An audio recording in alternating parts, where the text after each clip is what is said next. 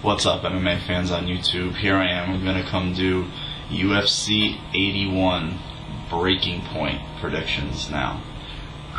This card, to me anyway, very similar to the last card in some ways, in that a lot of these fights have the potential to be 3-round bores, or they could be amazing knockout finishes, or 6 submissions or cut stoppages.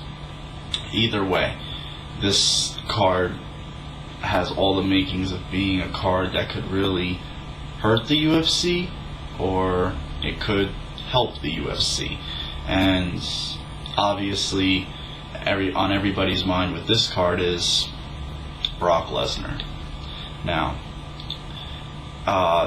the main 2 fights on this card, obviously the 2 heavyweight fights, Frank Mir versus Brock Lesnar, aforementioned, and Tim the Maniac Sylvia against Antonio Rodrigo Nogueira. These are the 2 fights that we're getting instead of Couture versus Fedor. This is what the UFC has offered us instead.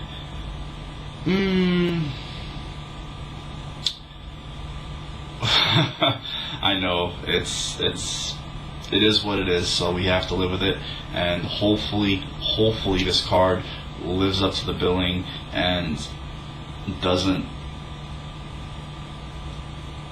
become one of those potential UFC 62 or one of those type of cards where it was just I wouldn't say a travesty, just you wanted to, you were looking at your watch and stuff. But nevertheless, let's get right to it.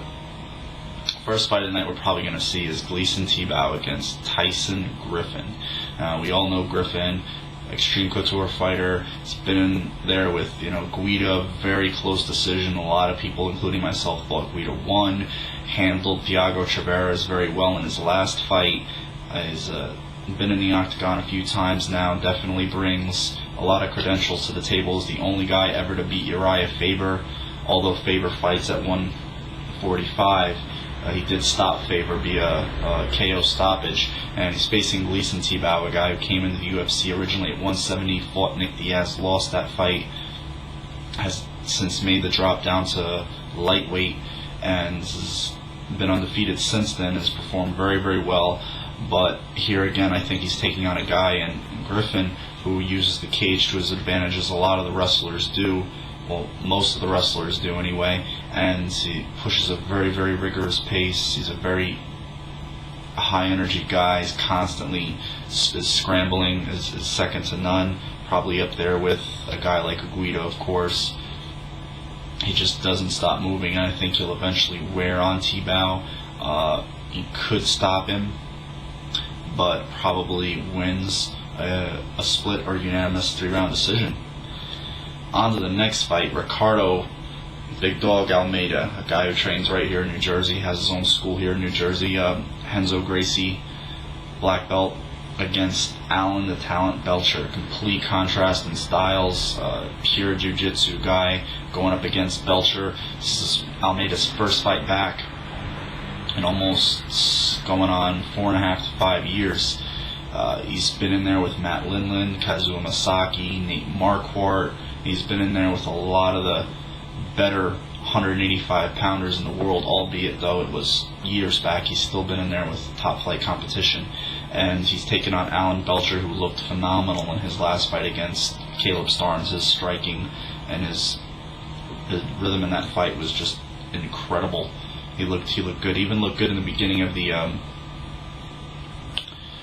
Kendall Grove fight. He eventually got caught in a submission and lost that fight, but since then he went up in weight just as a last-minute replacement, KO'd Sean Salmon, I believe, and now he's back down to 185 to take on Almeida. This is a very interesting fight. It's a very hard fight for me to call because I haven't seen Almeida in quite some time now, and Alan, we've seen him be very, very good in the stand-up with guys, but then when he fights a guy who has that elements like Almeida does of the submission, I think he could get caught in something. So you obviously know where the fighters want this fight to be. Almeida, the ground, Belcher, the feet.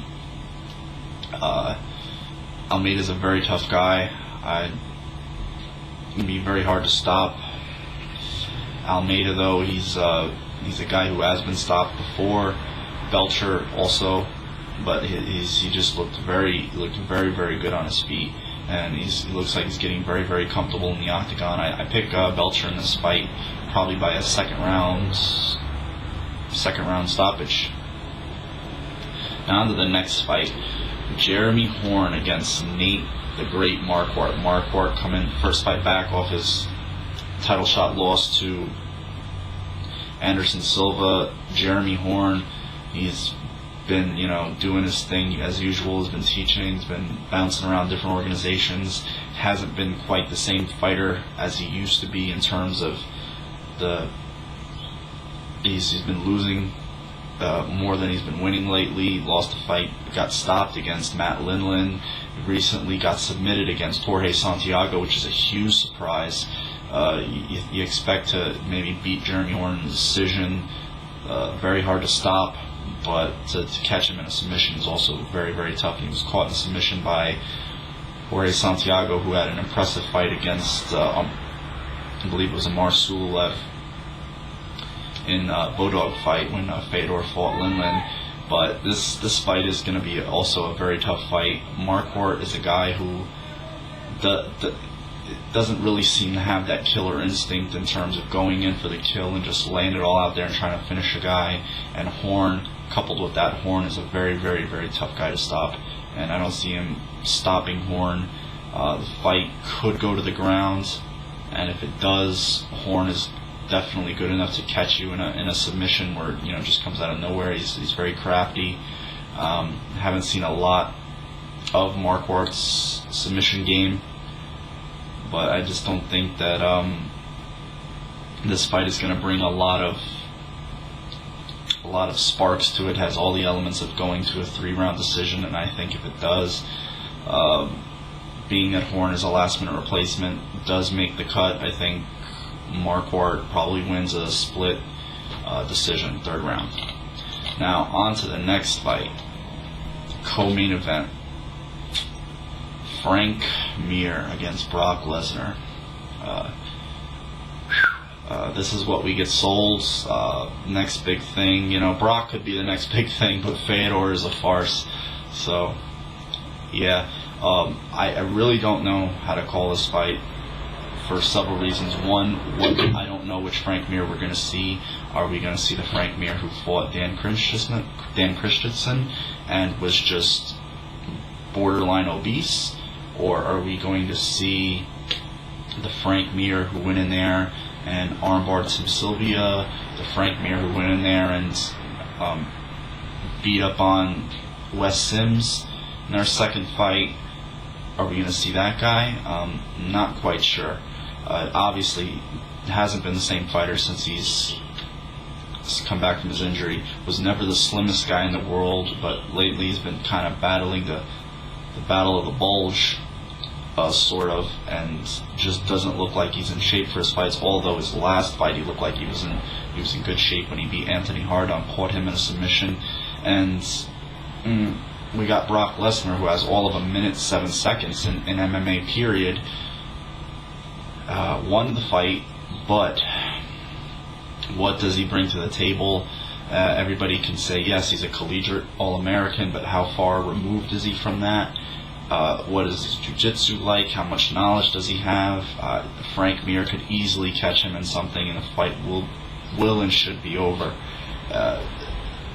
He's been in there and had guys that know how to throw their hands throwing at him, and Lesnar, just all he had to do was get it underneath Hung Man Choi and just take him down. But with Mir, he's a guy who's comfortable off his back, and I just don't see how Mir.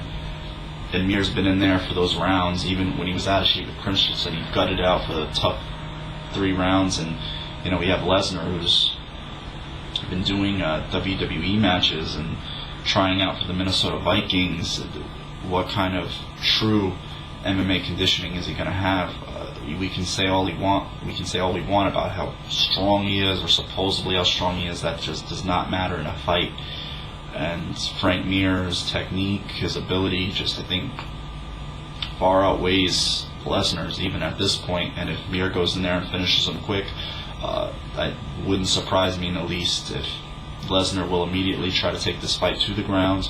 If he doesn't try to throw probably a big shot on the feet, he will try to take this fight to the ground to pound Mir out. Mir will catch him in something if Mir doesn't end up on top already. Remember, Mir was a big-time wrestling champ in Nevada State. I believe he was a all-state placer or something like that. So, and he's continued to work his MMA game from that point on. It's not like, where Lesnar transitioned into wrestling entertainment.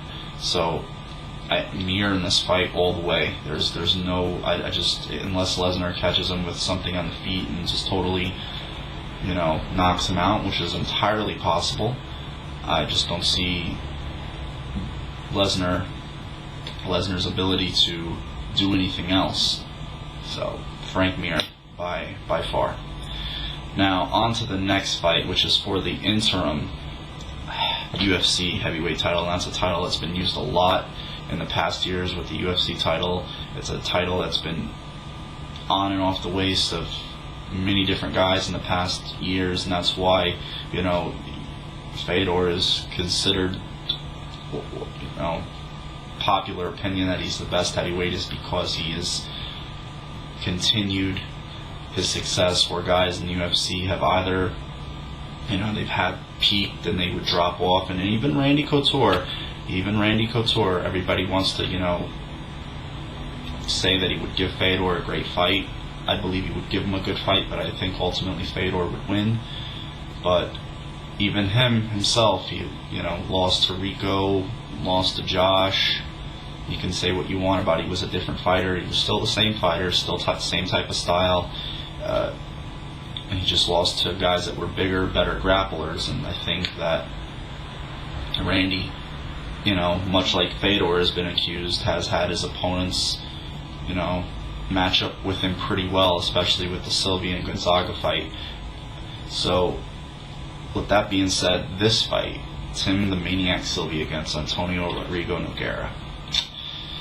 This is a very, very hard fight to call because the most rocked we've ever seen Nogueira was in his last fight against Heath Herring, where he got just kind of walked right into a kick and he looked knocked out to me. He definitely looked like he was out, staring up at the lights. His eyes were glazed, but Nogueira is one of those guys you give that millisecond to, and he recovers, and Heath, made that crucial error, didn't pounce in and finish the fight, and, we have this fight now. Nogueira, obviously his hands have improved over the years, but he's not quite a big puncher at all, more of a pure boxer on his feet, really doesn't throw kicks much. Definitely know about his submission game, his ability to catch guys, his ability to go to the ground and make guys get to make mistakes and catch them in those submissions. Sylvia has shown some good ability to stay out of submissions, although, Jeff Monson's limbs weren't quite as long as Nogueira's, and I think Nogueira's length will give Sylvia a problem on the ground if they do go there. But Sylvia obviously going to try to keep this fight on the feet and probably look for that big head kick, similar to what he did to Trey Talibin. Now seeing what happened to him in the Herring fight. Nogueira's a hard guy to hit with your hands and hurt. You've seen that in the past plenty of times. So this fight is a 5-round fight. Nogueira didn't look in the best of shape in his last fight. Hopefully, this fight obviously he will come in tip-top shape. Sylvia, he will. He's always come in pretty good shape for his fights. Does get in the gym, does work hard. I think that's what does make him good. I don't think he's overly talented, but I think he's a really, really hard worker and does have the ability to hit somebody and knock them cold. This fight is a very hard fight to call. I'm going to probably go with Tim Sylvia in this fight with probably a decision to going to Tim Sylvia. That's just the way I see it going down. I don't see any guy finishing the other. The fight does go to the ground. Sylvia is very good at getting back up and will. Nogueira, I don't think he'll have Sylvia in his guard or get on top at all. So we'll probably see a unanimous 5-round decision for Tim Sylvia. Hope this card turns out to be better than what it looks right now, but like UFC 80, we were all shocked how great a card that was, although it wasn't star-studded. It was still a great card. Hopefully this card turns out to be just as good as well. Until then, you guys have a good one. Take care. Hope to hear your comments and thoughts about UFC 81.